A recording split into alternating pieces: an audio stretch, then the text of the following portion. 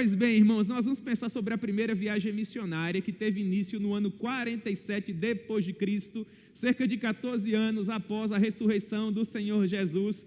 Esse é o princípio da nossa expansão missionária, o contexto que propiciou essa partida além mares.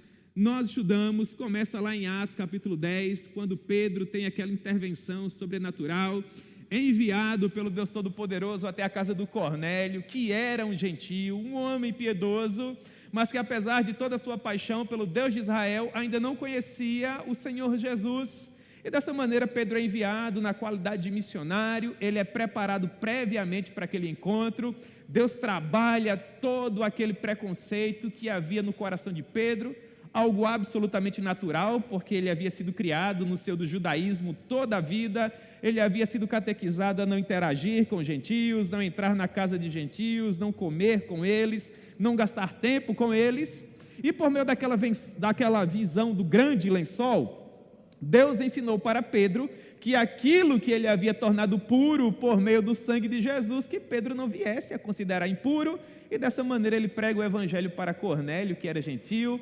Cornélio é cheio do poder do Espírito Santo, é batizado nas águas, para provar que de fato ele havia se tornado mais um a compor a família do Senhor Jesus, e dessa maneira os desdobramentos da visita do apóstolo Pedro chega até a igreja mãe em Jerusalém. Os irmãos realizam uma espécie de pré-concílio primitivo em Atos capítulo 11, Pedro apresenta a sua defesa, ele diz o motivo pelo qual ele foi até Jope, a casa de Cornélio, porque ele entrou na casa de um gentio, porque teve comunhão com ele, porque ele apresentou o evangelho e os desdobramentos daquela visita. De modo que os irmãos da igreja mãe, sobretudo pelo fato de Pedro ter levado testemunhas, vocês lembram, né, irmãos, da pregação, não tiveram nenhuma outra saída senão de fato concordar que aos gentios também era facultada a oportunidade de acreditar na cruz ensanguentada do Senhor Jesus.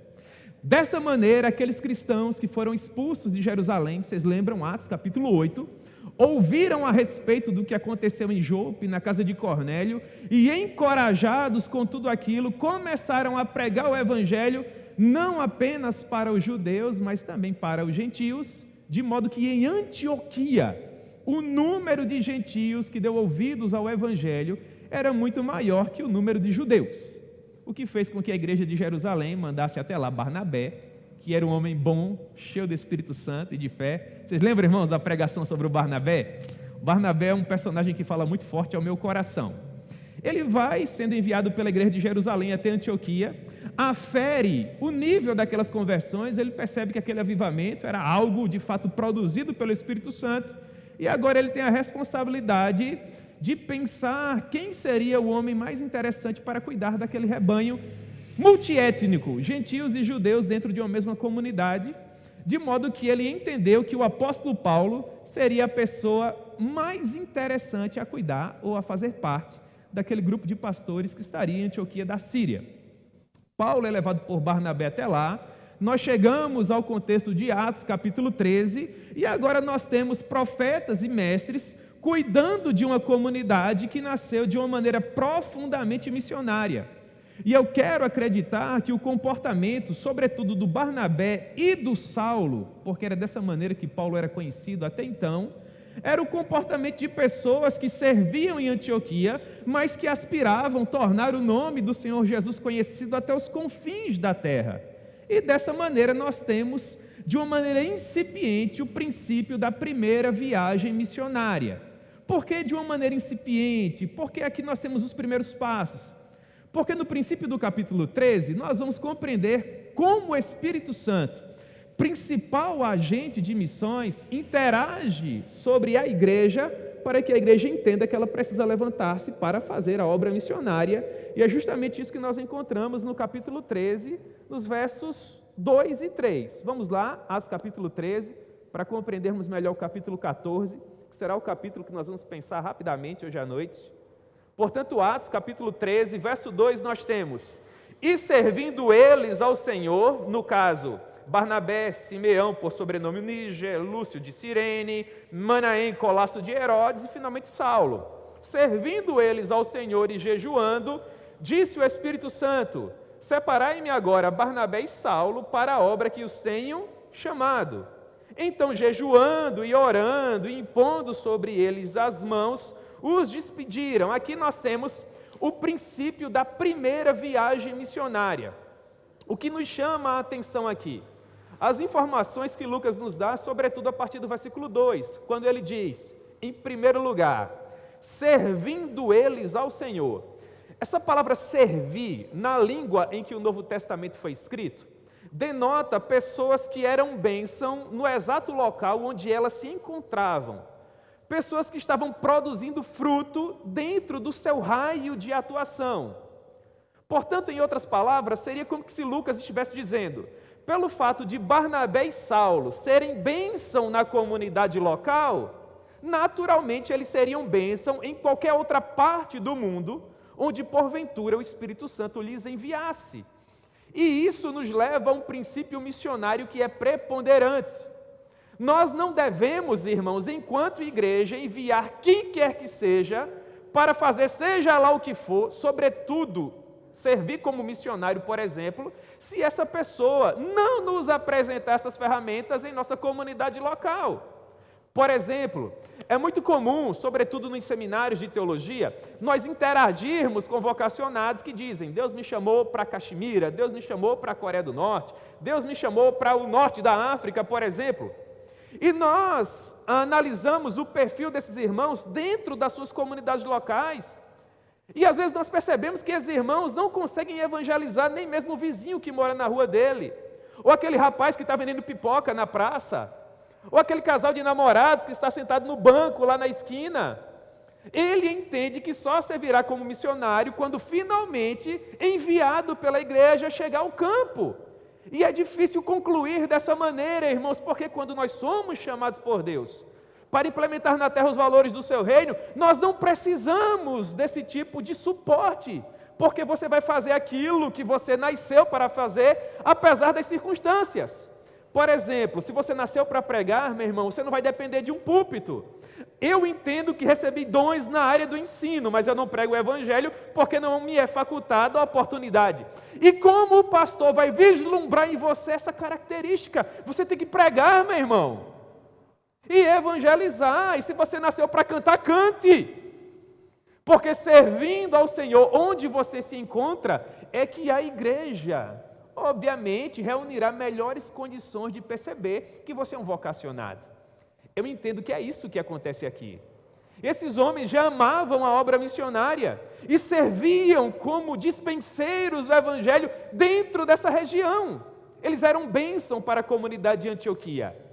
E dessa maneira, isso chamou a atenção da comunidade, que resolveu enviá-los. É dessa forma que eu interpreto essa locução que diz assim, disse o Espírito Santo.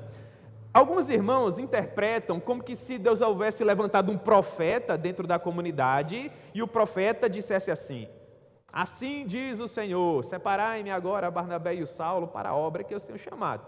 Deus pode ter feito assim, irmãos, mas eu entendo que esse chamado espiritual aconteceu no cotidiano, aconteceu naturalmente. A igreja de Antioquia era uma igreja que já nasceu missionária. E com base na experiência de Cornélio, os irmãos passaram a pensar assim, é muito antropocêntrico, é muito egoísmo da nossa parte, termos homens da estirpe do Barnabé e do Lúcio e do Manaém, e do Barnabé dentro da nossa comunidade sem compartilhar com as demais pessoas que nunca ouviram acerca do Evangelho. Nós precisamos compartilhar aquilo que temos, vamos nos empanturrar de bons sermões e não vamos contribuir com a salvação de ninguém. Não, nós precisamos alcançar mais pessoas. E eu creio que eles começaram a pensar assim, quem é que nós vamos mandar? E alguém por óbvio falou assim, por que nós não enviamos o Barnabé e o Saulo? Eles são os melhores. Para a missão, irmãos, nós temos que enviar o nosso melhor. E a igreja começou a analisar, assim como nós analisamos quem vai ser diácono, quem vai ser presbítero, quem vai ser pastor. Quem institui tudo isso é a igreja, não sou eu como um ministro do evangelho que digo, o próximo pastor vai ser o fulaninho, não, é a igreja que diz. Se a igreja quebrar a cara ou não, problema da avaliação que a igreja fez, é responsabilidade da igreja suscitar os seus vocacionados e investir na vida deles. Portanto, eu entendo que o Espírito Santo disse que Barnabé e Saulo deveriam ser enviados para a obra que eles estavam a chamá-los nesse contexto, porque eles eram bênção, eram apaixonados por missões, eram preparados para aquela empreitada, eles eram homens compenetrados, piedosos, e a missão necessitava de pessoas com essas características. Então eu creio que a igreja que foi usada como ferramenta para dizer, eles são os mais adequados, vamos investir na vida deles. E dessa maneira nós temos o princípio da primeira viagem missionária. O problema agora é, o mundo é muito vasto, para onde nós vamos? Saulo havia passado os 10 últimos anos evangelizando a região da Cilícia, a partir da cidade de Tarso. Eu tenho dificuldade de pensar o apóstolo Paulo enclausurado dentro de casa só fazendo tendas. Eu creio que, apesar de toda restrição, ele falava de Jesus onde ele estava. Barnabé, da mesma forma, lá na região de Jerusalém. Então, quando eles se assentaram para planejar a viagem, eu creio que o Barnabé, quem sabe, disse assim, Saulo, o que é que você acha? Vamos começar pela sua terra natal? E Saulo, não, 10 anos já que eu falo de Jesus para aquele povo. Vamos começar por onde então? E o Barnabé, quem sabe, falou assim, então vamos começar pela minha. A terra natal de Barnabé era a ilha mediterrânea do Chipre, a ilha de Creta, e é justamente para lá que eles viajam, para a terra natal de Barnabé, para a ilha de Creta. É isso que nós percebemos aqui. Estando na ilha de Creta, eles evangelizaram 2 cidades. A primeira delas, Salamina, e a segunda, Pafos. Em Pafos acontece uma coisa interessante. Havia um inimigo do evangelho, isso é Atos capítulo 13, a partir do versículo 6. Um homem chamado Elimas, o encantador, também conhecido como Bar-Jesus. E esse homem procurava afastar Sérgio Paulo, que era o governador romano da região da ilha de Creta, do evangelho. Lucas nos diz que Sérgio Paulo era um homem inteligente, que gostava de ouvir o apóstolo Paulo pregar. Mas esse homem, inimigo do evangelho, falso profeta, um mágico, um encantador, queria atrapalhar os retos caminhos do Senhor. Até que finalmente Saulo se levanta e desde já começa a nos dar um vislumbre do seu caráter, da paixão que ele nutria no coração pela expansão do evangelho e pela mensagem da cruz ensanguentada do Senhor Jesus. E Paulo, por sinal, foi muito romântico para repreender o homem. Ele diz assim, Atos capítulo 13, a partir do versículo 10. Tendo Paulo fixado no homem os olhos, disse assim, ó filho do diabo, cheio de todo engano e de toda malícia, inimigo de toda justiça, não cessarás de perverter os retos caminhos do Senhor? Verso 11 do capítulo 13, pois agora ficarás cego, não vendo o sol por algum tempo, e no mesmo instante o homem não conseguia enxergar mais nada. Porque eu estou fazendo questão de estudar rapidamente o capítulo 13 com vocês para irmos para o capítulo 14, porque nesse momento uma coisa muito importante acontece. Lucas, que escreve o livro de Atos, era um escritor brilhante, e ele usa o local dos nomes dos personagens de uma maneira estratégica. Quem organizava a igreja de Antioquia? Em primeiro lugar, Barnabé, em último lugar, Saulo. Quando o Espírito Santo chama para iniciar a viagem, ele chama Barnabé e Saulo. Quando eles partem para evangelizar, partem Barnabé e Saulo. Mas após essa repreensão, eu quero acreditar que o Barnabé colocou os olhos em Saulo, e vocês conhecem o caráter do Barnabé, não é? E pensou assim, rapaz, esse menino tem futuro. Esse menino mostrou a que veio. Na verdade, quem deve liderar a caravana é ele, e não eu. Agora eu vou carregar a mala. E Lucas, ele inverte a ordem dos nomes na narrativa. Deixa de ser Barnabé e Saulo, e agora passa a ser Paulo. Lucas começa a usar o nome grego dele de vez. Ah, vocês vão para os gentios? Agora vai ser nome de gentio.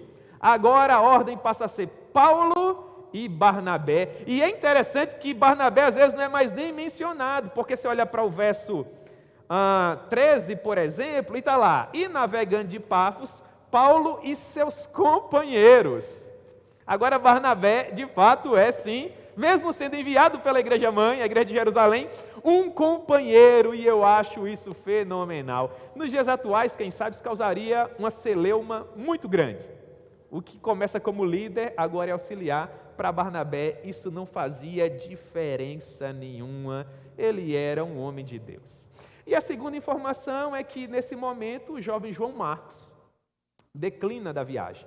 Quando eles saem da ilha de Creta e finalmente chegam ao continente, a primeira província romana, a região da Panfilha, evangelizando a cidade de Perge, o João Marcos entende que não era mais interessante seguir viagem e volta para casa, volta para Jerusalém. É também na região da Panfilha que Paulo é acometido de uma terrível enfermidade nos olhos e quase que fica cego. Mas Deus lhe concedeu graça, os irmãos da Galácia cuidaram dele, né? Vocês lembram Gálatas capítulo 4? Paulo vai explicar isso para nós. E eles decidem deixar aquela região mais próxima da costa e subir dentro do continente até a região da Pisídia. Vão evangelizar uma outra cidade chamada Antioquia. É interessante, irmãos, estudar esse capítulo 13, porque no capítulo 13 nós temos o primeiro sermão público do apóstolo Paulo retratado em palavras. Se você gosta de exposição bíblica, você precisa ler esse capítulo 13 com esses olhos. Por quê? Porque do verso 16 até o verso 41, nós temos o apóstolo Paulo pregando, o homem que foi criado aos pés de Gamaliel, o homem que é tido como o maior teólogo de todos os tempos. Como é que esse homem pregava? Lucas retrata para nós aqui. Na verdade, ele faz um breve resumo, mas os pontos cardeais daquilo que Paulo pregava, nós encontramos aqui, e a mensagem dele era muito simples. Ele começa apenas lá do período patriarcal, caminha por 2000 anos dentro das Escrituras, passa pelo período interbíblico até chegar a Jesus na Galileia. Uma apresentação simplesmente apoteótica, magistral. Talvez uma das mais belas pregações que nós encontramos dentro de todo o Novo Testamento. Não é à toa que uma multidão de pessoas deu ouvidos ao Evangelho, o que levantou aquela luz de alerta lá na sinagoga dos judeus dentro da cidade de Antioquia, de modo que os missionários foram convidados a se retirar da cidade. Na verdade, eles foram expulsos de Antioquia, deixando a província romana da Pisídia e chegando à terceira província romana evangelizada na primeira viagem missionária, a província romana da Licaônia. A primeira cidade foi Icônio. Eles começam a pregar o evangelho em Icônio. Agora nós já estamos em Atos, capítulo 14, vamos lá, do verso 1 ao verso 7. Lucas nos diz que eles passaram muitos dias em Icônio, que uma multidão, tanto de gregos como de judeus, veio a crer na mensagem. Atos 14, 1. Mas no versículo 2 do capítulo 14, Lucas já se apressa a nos dizer que alguns judeus incrédulos incitaram e irritaram os ânimos dos gentios contra os irmãos, e eles causaram um tumulto tão grande, gentios e judeus associados, bem assim as autoridades da cidade, para apedrejar os missionários. Isso está no versículo 5. De modo que, quando os missionários, que já estavam há bastante tempo na cidade de Icônio, perceberam que seriam apedrejados, eles entenderam que seria mais interessante sair da cidade. Atente para esse ponto. Deus livrou os missionários do apedrejamento. Deus não queria que eles fossem apedrejados, permitiu que eles saíssem. E eles fugiram, essa é a palavra que Lucas escolhe, para as cidades de Listra e Derbe. Então nós criamos um contexto para o capítulo 14, e nesses minutos finais, irmãos, nós vamos estudar o capítulo 14. Por que eu gastei tanto tempo no contexto? Porque o contexto é preponderante para você entender o poder dessa passagem, o poder da chegada desses missionários à região de Listra. Por que é que Paulo fugiu para Listra? Listra era uma cidade insignificante, pequenininha. Se Paulo não tivesse passado por lá, nós nem saberíamos que um dia uma cidade chamada Listra teria existido, porque ela nem existe nos mapas atuais. Eu quero acreditar que por conta de um outro personagem, que será objeto da nossa próxima pregação aqui, é que Deus fez com que Paulo fosse até Listra.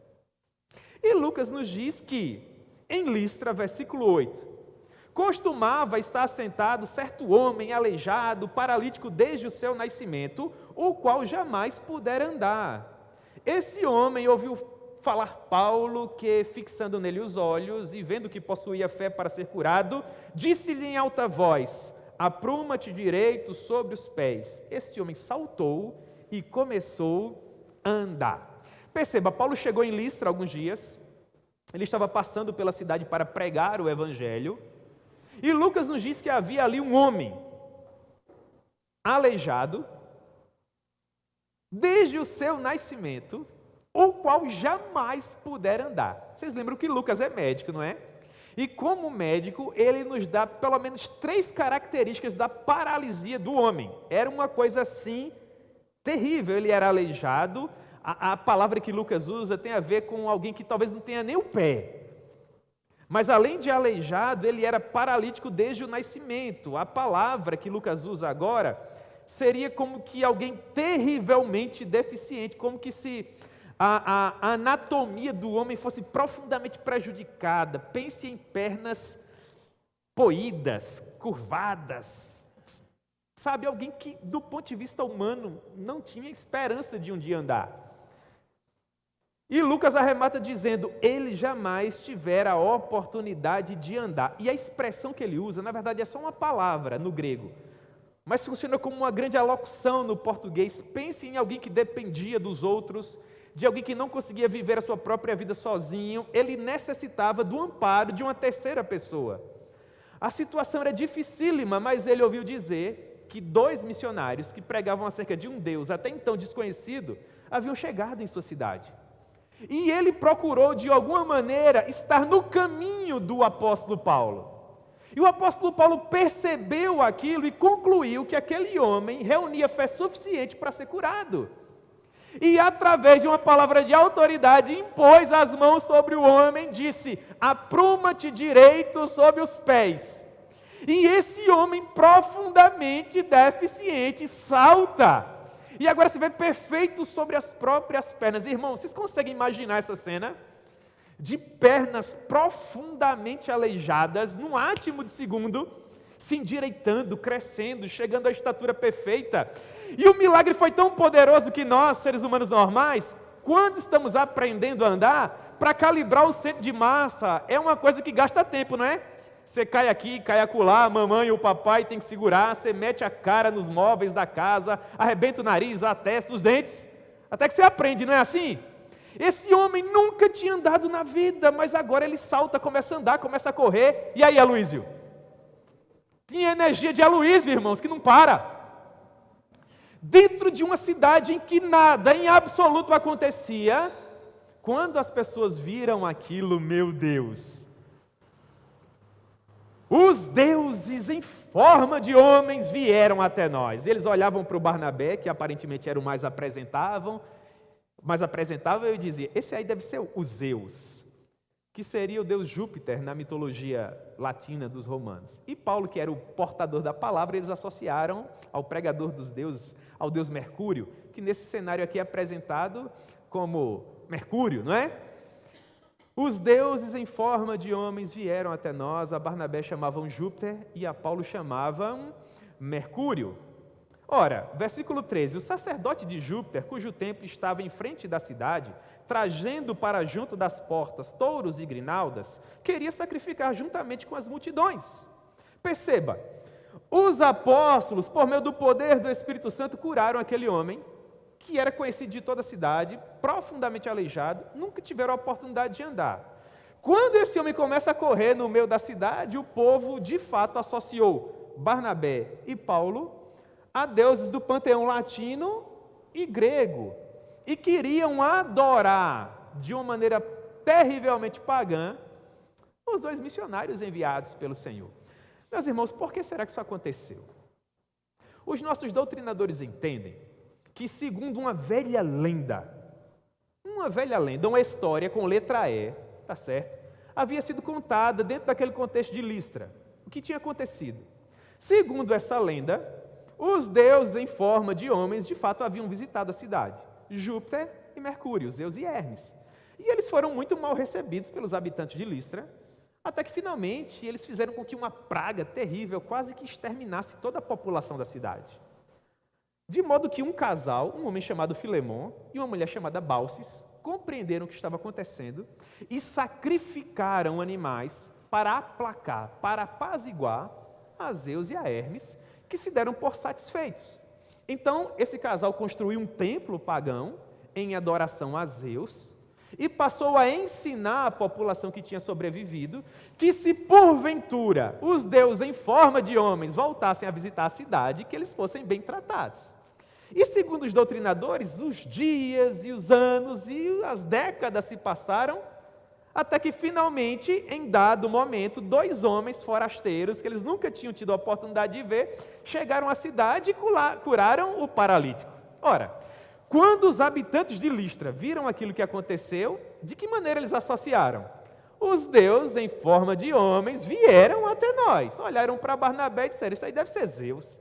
E Paulo, segundo a tradição, era baixinho, careca, o narizão comprido, pernas arqueadas. Esse menos elaborado aí talvez seja o Hermes. E lá vem o sacerdote do templo pagão com touros e grinaldas para sacrificar aos missionários. Foi só aí que eles perceberam tudo o que estava acontecendo. Agora, esses 2 homens tão apaixonados pelo Senhor Jesus estão com um grande problema na mão. Por quê? Ora, em primeiro lugar, porque esse povo não falava grego. Após a expansão de Alexandre o Grande, todo mundo praticamente falava o grego, mas na Licaônia não, eles falavam em língua licaônica, é o que Lucas nos diz aqui.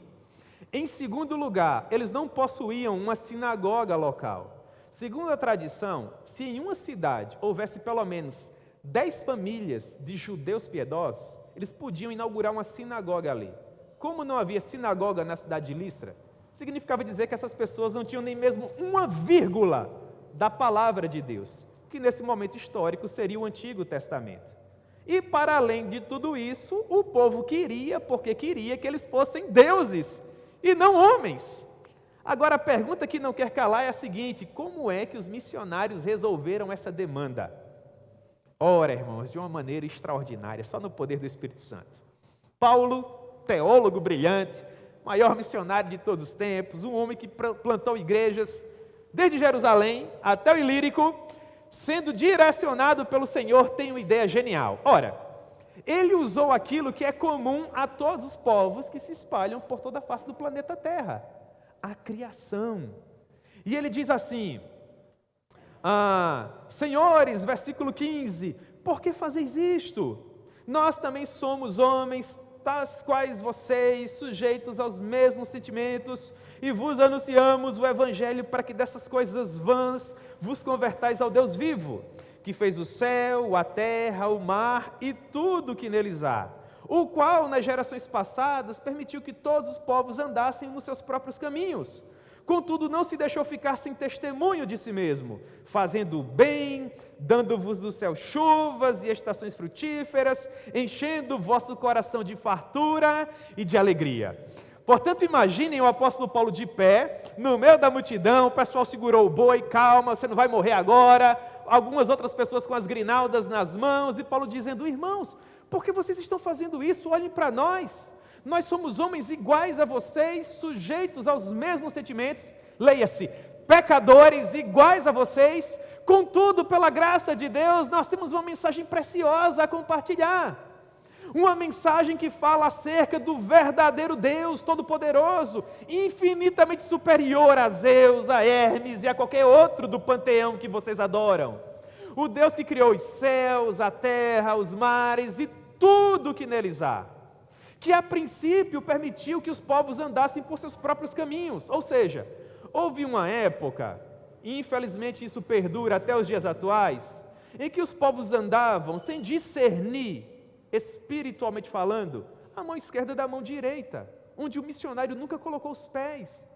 Mas mesmo sem essa revelação especial, Paulo está nos dizendo que há uma revelação geral, que é produto desse teatro maravilhoso que nós chamamos de criação. E mesmo que esses povos que ainda não tiveram o prazer de ouvir o Evangelho, não conheçam ao Deus que criou e que mantém tudo isso, esse Deus, por meio do seu amor misericordioso, mantém todos esses povos. De que maneira? Paulo diz, dando do céu chuvas e estações frutíferas, enchendo de paz e de alegria o coração dessas pessoas.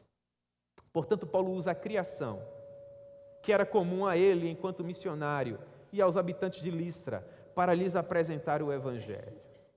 E dessa maneira eu quero acreditar que algumas pessoas preciosas foram iluminadas pelo Espírito Santo e acreditaram na mensagem pregada pelo apóstolo Paulo. Mas infelizmente algumas outras pessoas ficaram profundamente frustradas, porque eles não eram deuses coisa nenhuma. O que ocorre? Versículo 19. Sobrevieram, porém, alguns judeus provenientes de Antioquia e de Icônio.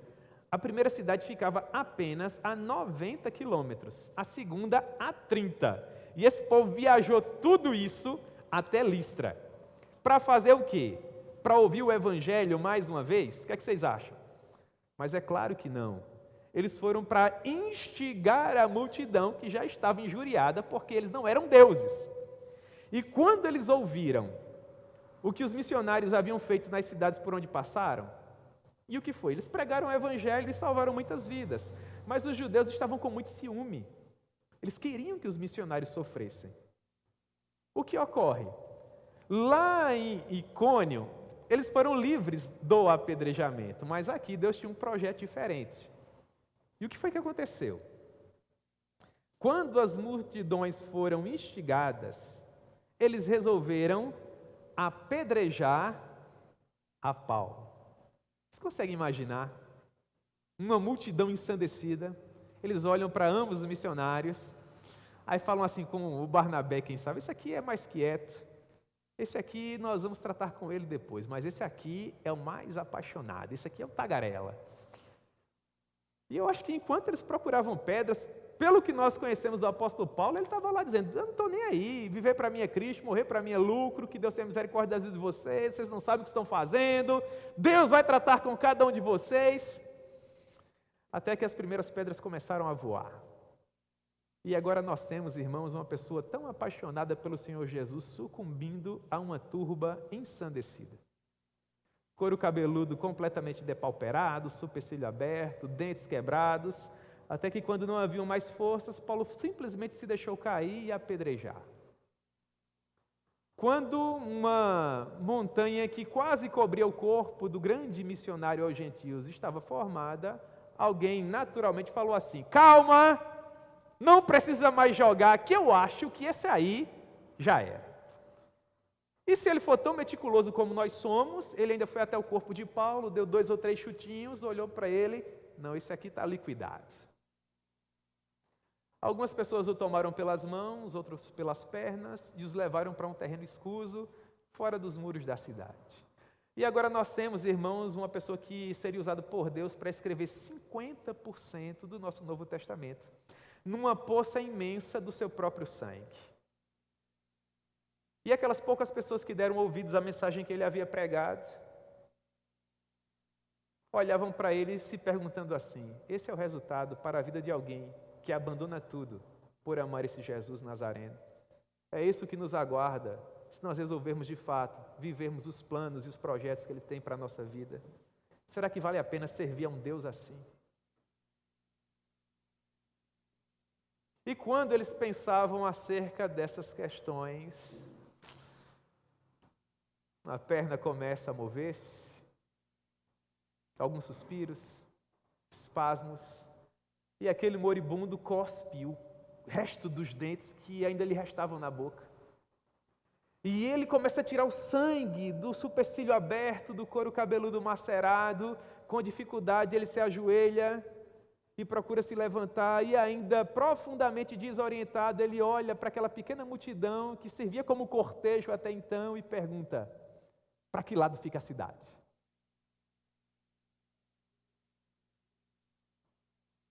E vocês acham que o apóstolo Paulo voltou para lá para fazer o quê? Para tentar matar aqueles que serviram como assassinos outrora? Para persegui-los, injuriá-los, maltratá-los? Ele voltou para fazer isso? Eu tenho certeza absoluta que ele voltou para pregar o evangelho para os seus algozes, para aqueles que procuravam tirar-lhe a vida. E agora as pessoas tinham finalmente a resposta para todas aquelas indagações. É isso que Deus faz na vida de alguém que é completamente apaixonado por Ele. Mas por que, dentro de todo o capítulo 13 e 14, eu escolhi justamente conversar um pouco com vocês acerca de Listra?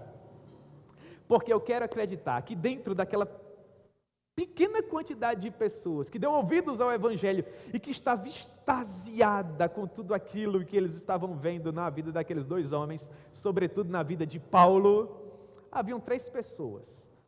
Uma senhora mais idosa, que era conhecida na região como Eunice, e uma moça mais nova, filha dela. Quem lembra o nome da mais nova? Chamada Lloyd, né? E havia um pré-adolescente, irmãos. Segundo os nossos doutrinadores, quando muito, ele teria 12, 13 anos de idade no máximo. Teria tudo para ter síndrome do pânico, vendo tudo isso, não é? Mas segundo esses homens que estudaram tão profundamente o Novo Testamento, ele olhava para tudo aquilo com chamas nos olhos. E aproveitou todas as horas daquela noite que Paulo permaneceu ainda em Listra, se recuperando do apedrejamento, porque Paulo só viajou no dia seguinte, para 96 quilômetros a pé depois de ser apedrejado. É muita paixão evangélica, não é, irmãos? E os doutrinadores dizem que aquele adolescente ficou aos pés dele, vendo as gotas de sangue cair, e as torrentes de graça, que na mesma proporção saíam dos lábios daquele homem. E esse contato com esses 2 missionários, transformaram radicalmente a vida daquele rapaz. No capítulo 14, ele não é nem mencionado. Paulo deixa a cidade de Listra, ele vai até Derbe, depois ele volta pelas mesmas cidades, de onde ele foi expulso e apedrejado, encorajando os irmãos e dizendo, é por meio de muitas provas e tribulações que nos importa entrar no reino dos céus. Ele finalmente desaparece, mas 2 anos depois, ele finalmente retorna. Não mais com Barnabé, agora com Silas. E no capítulo 16, 2 anos depois dessa história que eu contei para vocês, ele vai se reencontrar mais uma vez com esse pré-adolescente que agora está na primeira fase da juventude. E o encontro desses 2 personagens, irmãos, literalmente cria uma nova seara dentro do livro de Atos dos Apóstolos e na expansão da igreja nos 30 anos iniciais. Mas esse encontro vai ser o assunto do próximo episódio. Amém, irmãos?